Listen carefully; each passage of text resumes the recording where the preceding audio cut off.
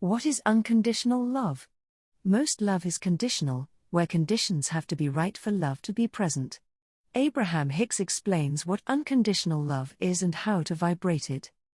Now, if you have an idea what I mean by unconditional love, I would like to pay a special attention to how it can be applied in a relationship with your primary partner.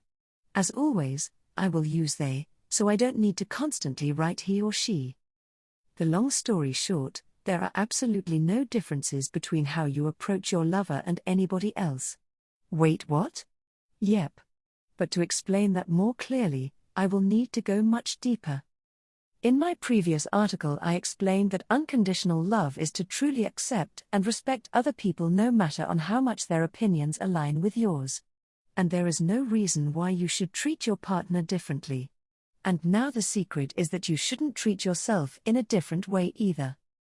In this video, Abraham Hicks gives powerful insight on why focusing on unconditional power is essential with the law of attraction. I'm super excited to have this conversation with you. Must be why you found that spot. Yeah. So, the morning is the most wonderful time for me. Less resistance in the morning than later, because you have less things show up that you can worry about. I love to meditate. Yeah. I read. I listen to you. It's magical. I love it. I want to talk about focus. I want to talk about... we want to talk about diffused focus. About conditional and unconditional focus. We want to talk about unconditional focus. Got it. That's great. So what I was doing, and I'm so glad, what I was doing is in any moment, I was just trying to think of what's great going on. If I was washing my hands, I was thinking, oh, isn't it nice that there's, this fresh water I can use, or this nice smelling soap. So I was looking at the condition and what I could appreciate out of it. And I was getting something out of that. Sure. But then I heard you talk about unconditional focus and focusing on feelings, so that way you don't have to have the conditions. So then I thought, oh no, I must be doing something wrong. Well, let's not get all wadded up in this. Step back just a little bit. And if we're first meeting you and you don't have a basis of understanding about the laws of the universe yet, and you're not really aware of your inner being and what your emotions tell you, and so you're sort of new to this idea of deliberate creation, and you have been sort of raised by the wolves of your society. We just like saying raised by wolves, but where you're used to pushing against things and all of that sort of thing. Then in our beginning conversations, we would talk to you about the value of positive thought and the value of looking for things to appreciate, and we would show you how much better you might feel. But in many ways, our friend who was talking about triage, in many ways, there's a little bit in those early stages not getting a lot done other than showing you that you can feel better having this thought than this thought, and better having this thought than this thought, and better having this thought than this thought. But once you accept the bigness of who you are, and once you understand that you are an extension of source energy, and once you understand that you are on the leading edge and that you are a prime participant in the creating of worlds, and once you begin to feel the bigness of all of this energy, then we want to talk about the tapping into the energy before you find the subject of attention. And when you tap into that kind of energy, you're usually not so interested in thinking about washing your hands. There are bigger thoughts, and that's what you're beginning to feel. You're starting to feel the value in the energy itself, and then letting the inspiration to the subjects at hand being inspired to you. So it's the difference between thinking a thought so that I can be in the vortex. Over time, this is the evolution of our conversation with so many of you. We said, you create your own reality, and you said, yeah. And then you said, oh good, and then you said, yikes, I create my own reality. And then we said, let's talk about deliberate creation, and you said, yes, I want to be in control, deliberate creation. And then you got so involved in your deliberate creation that you stopped having fun with it. So then we said, yes, you are a deliberate creator and the laws of the universe abound and law of attraction is what manages it all. But rather than thinking so hard about being a deliberate creator, understand that the contrast has caused you to create a magnificent vibrational reality, and now your work is to let yourself receive what you've created. So we put the emphasis upon being in a vibrational place where you could receive or allow. The art of allowing, we called that phase of the evolution. And then we began wanting to emphasize with you, because most of you didn't see it, that you're creating a vibrational world that for the most part you are holding yourself apart from. It's a vibrational world that exists, but you can't see it or hear it or smell it or taste it or touch it, and so you're taking no pleasure from it.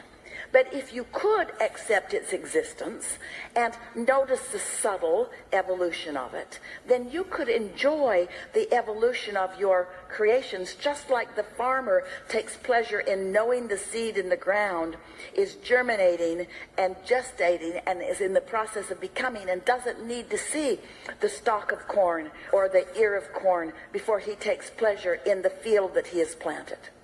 So you're coming along with us. In other words, you're understanding more of these things, and not hard to understand things.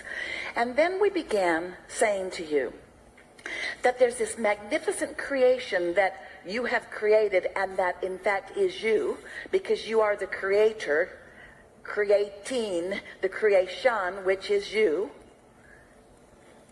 And we began saying things like, but you got to get in the vortex. You got to be a vibrational match to what you want in order for it to manifest in a way that you can feel satisfaction. And then we began explaining to you that satisfaction comes only from having a desire and moving in the direction of the desire, not getting all the way to it, because you never do. You can't get all the way to your desire, because as soon as you start approaching it, it becomes more and more and more and more and more. So your desire keeps getting out ahead of you. It's out ahead of you. It's out ahead of you. It will always be vibrationally out ahead of you. So then we began talking about getting into the vortex, and this is when you began to really start to understand. When we began explaining to you that what's in your vibrational reality is speaking to you. It has already become the thing that you ask it to be, and it will tell you where it is and how to find it if you are paying attention. In other words, it's the consciousness of your inner being. It's the consciousness of what you want to call God. It's the consciousness of the becoming that you've set into motion. And that's the main event that you're reaching for. It's not the specifics of this creation or that one. It's the art of creating. It's the understanding that all things are possible. It's the becoming the creation, because you know you're doing the creating. There's a difference between the joys in the journey and what we're saying to you here. It's that hands-on, moment by moment recognition of the improvement in your vibration, which is allowing the revelation that has been revealed to you at all times to be realized by you. So it's the realization in the moment, which is what we were reaching for earlier in the conversation today when someone was talking about manifestation or manifesting. Realization of who I am. Realization of not just the potential, but the already realized realization of who I am. So now let's step back just a little bit and see if we can help you to see this in the way that we see it. You were source energy, we still are. You came into your body, we're still source energy. So are you. You just don't know it, and we do. You bang around and ask for more. You cause source energy to be more. Source energy gets all revved up about what you have become, all excited about what you have created. We're all out ahead of all of that. You're used to calling past, present, and future past manifestations, present stuff I can see, and future stuff that's still coming. We call it all present tense, because anything that's active now is present tense. So if we can talk you into caring about one thing and one thing only, in your present tense, which is right now where all of your power is, if you can sync up with your awareness of your physical world through the perspective of your source, you've blended the whole of yourself.